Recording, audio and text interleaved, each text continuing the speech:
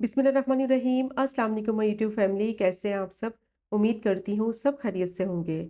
आज बनाएंगे बहुत ही टेस्टी ढाबा स्टाइल चना दाल। और ये चना दाल की वो रेसिपी है जो सबकी बहुत ही मोस्ट फेवरेट होती है। इसको बनाएंगे बिल्कुल उसी तरीके से जिस तरह से आप ढाबा वगैरह में जाके खाते हैं। वही टेस्ट और वही फ्लेवर आपको मिलेगा। चने की दाल खिली खिली होगी और मज़ेदार सी इसकी ग्रेवी बनाएंगे। तो बस इसके लिए आपने वीडियो को एंड तक देखना है ताकि रेसिपी का कोई भी पार्ट आपसे मिस ना हो। और अगर आपको रेसिपी पसंद आए तो चैनल को भी ज़रूर सब्सक्राइब करें। तो चलिए शुरू करते हैं इस मज़ेदार सी रेसिपी को बनाना। तो इसके लिए सबसे पहले मैंने आधा किलो चने की दाल ली थी जिसको मैंने 2 घंटे के लिए भिगो कर रख दिया था। 2 से 3 दफ़ा पहले मैंने पानी से अच्छी तरह से इसको धो लिया था ताकि कोई मिट्टी है इसमें तो निकल जाए। अब इसको बॉईल करेंगे तो उसके लिए मैंने पैन लिया है और ये भीगी हुई दाल इसमें डाल देंगे। दाल का पानी मैंने सारा फेंक दिया है। अच्छा, ये वाला प्रोसेस आप प्रेशर कुकर में भी कर सकते हैं, लेकिन मैं इसको पैन में गलाऊंगी। 2 घंटे के लिए भिगो कर रखी थी तो दाल को गलने में ज़्यादा टाइम नहीं लगेगा। अब इसमें मैं डालूंगी 2 से ढाई गिलास पानी, जिसमें दाल जो है वो अच्छी तरह से गल जाएगी। और अब इसमें डालेंगे 1 टीस्पून नमक, 1/4 टीस्पून हल्दी। मिक्स कर लेंगे इसको अच्छी तरह से और अब मैं इसको पकने के लिए रखूंगी मीडियम टू लो फ्लेम पे। दाल भीगी हुई है तो इसको गलने में ज़्यादा टाइम नहीं लगेगा। 15 से 20 मिनट में बहुत अच्छे से ये सॉफ्ट और टेंडर हो जाएगी। तो बस इसको मैं कवर कर दिया है और 15 से 20 मिनट तक इसको पका लेंगे मीडियम टू लो फ्लेम पे। 15 से 20 मिनट के बाद दाल की सिचुएशन कुछ इस तरह से है। दाल जो है वो गल गई थी, पानी इसका काफ़ी हद तक खुश्क हो चुका है। सिर्फ 1 कप पानी इसमें बाकी है।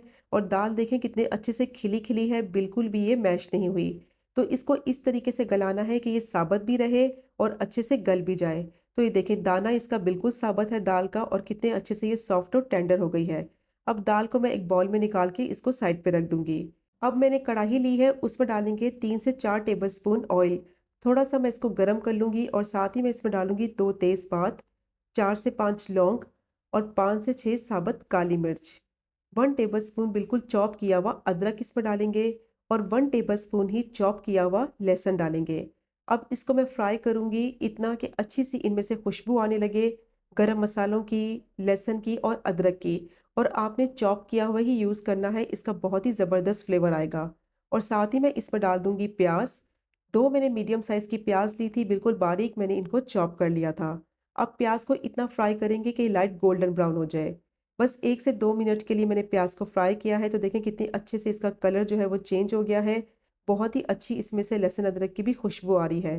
तो बस इसको ज़्यादा फ्राई नहीं करना, इसको इतना फ्राई करना है कि ये लाइट गोल्डन ब्राउन सी हो जाए और थोड़ी सी सॉफ्ट भी हो जाए। और साथ ही मैं इसमें डाल दूंगी टमाटर। 2 मैंने टमाटर लिए थे, इस तरह से बारीक बारीक मैंने इनको चॉप कर लिया था। और इसको डालकर मैं थोड़ा सा मिक्स करूंगी। कुछ ही सेकंड के लिए टमाटरों को भून लेंगे लहसुन अदरक और प्याज के साथ, ताकि अच्छा सा फ्लेवर इनमें आ जाए। और साथ ही मैं इसमें डाल दूंगी कुछ मसाले। 2 टीस्पून भरकर मैं इसमें डालूंगी धनिया पाउडर, इसका बहुत ही मज़े का फ्लेवर आता है। 1 टीस्पून कश्मीरी लाल मिर्च डालेंगे अच्छे से कलर के लिए। 1/4 टीस्पून हल्दी और 1 टीस्पून नमक डालेंगे। अब टमाटरों की भुनाई करेंगे मसालों के साथ। अच्छा, इसको इतना भुनेंगे कि अच्छे से ये मैश हो जाए, मसाला जो है वो इसका ज़बरदस्त सा तैयार हो जाए। इसको चम्मच से साथ साथ मैश करते जाएंगे और भूनते जाएंगे। तो कम से कम 2 से 3 मिनट के लिए मैंने इसको भून लिया है। देखें ऑयल इसका बिल्कुल अलग हो गया है, टमाटर कितने अच्छे से मैश हो गए हैं। और मसाले को मैंने 2 से 3 मिनट के लिए भून लिया था। जैसे ही ऑयल इसका अलग हो जाएगा तो इसमें दाल डालेंगे। और चने की दाल में जो 1 कप पानी था वो भी साथ ही इसमें डालेंगे। अब इसमें डालेंगे 1 टीस्पून बारीक कटी हुई हरी मिर्च और 2 टेबलस्पून के करीब बारीक चॉप किया हुआ हरा धनिया। 1 टीस्पून ज़ीरा पाउडर और हाफ टी स्पून गरम मसाला पाउडर डालेंगे। मिक्स कर लेंगे इसको। अब मीडियम टू लो फ्लेम पे मैं इसको पकने के लिए रखूंगी 5 से 6 मिनट के लिए। मसाले में जब दाल पकेगी तो इसका फ्लेवर जो है वो दाल में आ जाएगा। तो इसको 5 से 6 मिनट के लिए ज़रूर पकाना है और इसमें जो पानी है उसी में ये पक जाएगी। अब इसको मैंने मिक्स कर लिया है और मिक्स करने के बाद इसको मैं कवर कर दूंगी। और कवर करके मीडियम टू लो फ्लेम पे 5 से 6 मिनट के लिए इसको पकने के लिए रख देंगे। तो देखिए 5 से 6 मिनट हो गए थे दाल को पकते हुए। तो इसकी सिचुएशन कुछ इस तरह से है कि दाल में जो पानी था 1 कप, वो आधा कप रह गया है। और मसाले में ये 5 से 6 मिनट के लिए पककर बहुत ज़बरदस्त सी तैयार हो गई है। तो जब आप दाल को बॉईल करें तो उसमें 1 कप पानी ज़रूर रखें। तो जब उस पानी के साथ दाल मसाले में पकेगी ना तो बहुत ही ज़बरदस्त फ्लेवर आएगा। अब हम बना रहे हैं ढाबा स्टाइल चना दाल, तो उसके लिए बनाएंगे एक मज़ेदार सा तड़का। तो उसके लिए मैंने एक पैन लिया है, उसमें डालेंगे 1 टेबलस्पून देसी घी। अगर आपके पास देसी घी नहीं है तो इसकी जगह आप बटर का इस्तेमाल कर लें। और साथ ही मैं इसमें डालूंगी 3 से 4 टेबलस्पून ऑयल। अब थोड़ा सा मैं इसको मेल्ट कर लूंगी, लो फ्लेम पे इसको मेल्ट करना है, ताकि जो इसमें देसी घी डाला है वो जले नहीं। और अब मैं इसमें डालूंगी 1 टीस्पून साबुत ज़ीरा और 2 सूखी वाली जो लाल मिर्च होती है वो डालेंगे। अब इसको मैं थोड़ा-सा फ्राई करूँगी, इतना कि अच्छी सी इनमें से खुशबू आने लगे। और इसको बिल्कुल लो फ्लेम पे फ्राई करना है, वरना मिर्चें जो हैं वो फ़ौरन से जलने लगती हैं। तो बस 1 मिनट के लिए देखिए मैंने इसको फ्राई किया है, बहुत ही ज़बरदस्त दोनों की खुशबू आ रही है। अब फ्लेम को मैं ऑफ कर दूँगी, अब मैं इसमें डालूँगी अच्छे से कलर के लिए 1/4 टीस्पून लाल मिर्च पाउडर।